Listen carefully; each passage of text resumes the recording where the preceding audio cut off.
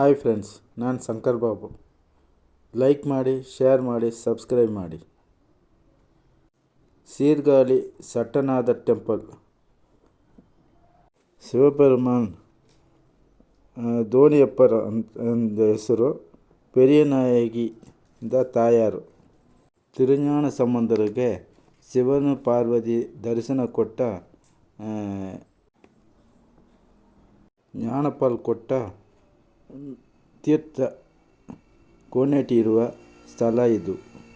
ತಿರುஞான ಸಂಬಂಧರ್, ತಿರುನಾವುಕ್ಕರಸರ್, ಸುಂದರಮೂರ್ತಿ ನಾಯನಾರ್ ಎಂಬ 3 ಜನ ಇಲ್ಲಿ ಈ ದೇವಸ್ಥಾನದ ಬಗ್ಗೆ ಹಾಡು ಹಾಡಿರುತ್ತಾರೆ. ಈ ಸ್ಥಳದಲ್ಲಿ ಸಟ್ಟನಾದರ್ ಎಂಬ ಋಷಿ ಮುನಿ ಜೀವಸಮಾಧಿ ಇರುವ ಸ್ಥಳ ಇದು. ಅಷ್ಟ ಭೈರವ ಇರುವ ಸ್ಥಳ ಇದು. ಕೆಳಗೆ ಇರುವ ಸ್ಥಳದಲ್ಲಿ ಲಿಂಗ ರೂಪವಾಗಿ ಇರುತ್ತಾರೆ. ಬ್ರಹ್ಮಪುರೀಶ್ವರರ್. ಎರಡನೇ ತಳದಲ್ಲಿ ಬ್ರಹ್ಮಪುರೀಶ್ವರರ್, ದೋಣಿಯಪ್ಪರ್, ಉಮಾ ಮಹೇಶ್ವರರ್ ಎಂಬವರು ಇರ್ತಾರೆ. ಮೇಲೆ 3ನೇ ಸ್ಥಳದಲ್ಲಿ ಸಟ್ಟನಾದರ್ ಎಂಬ 3 ಸ್ಟೆಪ್ ಇರುತ್ತೆ ಈ ದೇವಸ್ಥಾನಕ್ಕೆ. ಗಣನಾರದರ್ ಎಂಬವರು ಈ ದೇವರನ್ನು ಮುಟ್ಟಿ ಇರುವ ಸ್ಥಳ ಇದು. ಶುಕ್ರವಾರ ದರ್ಶನದಲ್ಲಿ ಪುನುಗು ಎಂಬ ಒಂದು ಮಂತ್ರ,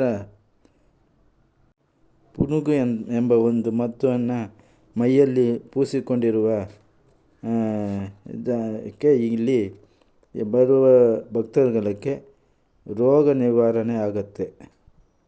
ಶುಕ್ರವಾರದ ದಿನ ಪೂಜೆಯಲ್ಲಿ ದಿನ ಶುಕ್ರವಾರ ಬಂದು ಸೇರಿಕೊಂಡ್ರೆ ಪಿಲ್ಲಿ ಶೂನ್ಯಂ, ಏವಲ್ ಪೊಂಡ್ರ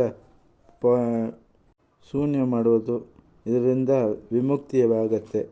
ಈ ಶುಕ್ರವಾರ ಪೂಜೆಯಲ್ಲಿ 8 ವಾರ ಈ ಪೂಜೆಯಲ್ಲಿ ಸೇರಿಕೊಂಡ್ರೆ ಲೈಫಲ್ಲಿರುವ ಕಷ್ಟಗಳು, ಕೋರ್ಟು ವ್ಯವಹಾರಗಳು ತೀರುತ್ತೆ.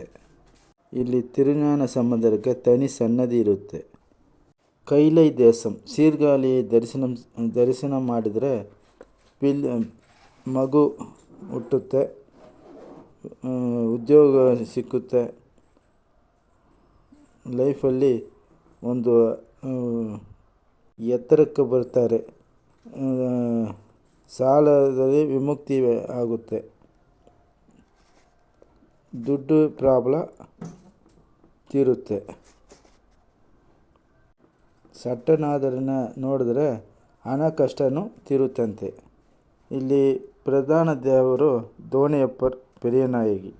ದೋಣಿಯಪ್ಪರ್ ಎಂಬವರು ಒಂದು ಕಾಲದಲ್ಲಿ ಜಲಪ್ರಳಯ ಆಗಿರುತ್ತೆ. ಅವರು ದೋಣಿ ಬೋಟಲ್ಲಿ ಬರುವಾಗ ಈ ದೇವಸ್ಥಾನ ಹತ್ರ ಬಂದು ಆ ದೋಣಿ ನಿಲ್ಲುತ್ತೆ. ಅದಕ್ಕೆ ಅವರ ಹೆಸರು ದೋಣಿಯಪ್ಪರ್ ಅಂತ ಹೆಸರುವಾಸಿ ಆಯಿತು. ತಿರುஞான ಸಂಬಂಧರಿಗೆ ದೋಣಿಯಪ್ಪರ್ ಮತ್ತು ಪಾರ್ವತಿ ಇಬ್ಬರು ಆಕಾಶ ಮಾರ್ಗವಾಗಿ ಹೋಗುವಾಗ ಮಗು ಅಳ್ತಾ ಇರುತ್ತೆ. ಅದಕ್ಕೆ ஞானಪಾಲ್ ಮತ್ತು ಪಾಲನ್ನು ಸೇರಿಸಿ ಅವರು ಕೊಟ್ಟಿರೋಕ್ಕೆ ಅವರು ಒಳ್ಳೆ ಕವಿಯಾಗಿ ಮಾರ್ಪಡಿಯಾಗುತ್ತಾರೆ. ಇದು 2ನೇ ಸ್ಟೆಪ್ಪಲ್ಲಿ ಇರುವ ದೋಣಿಯಪ್ಪರು ಮತ್ತು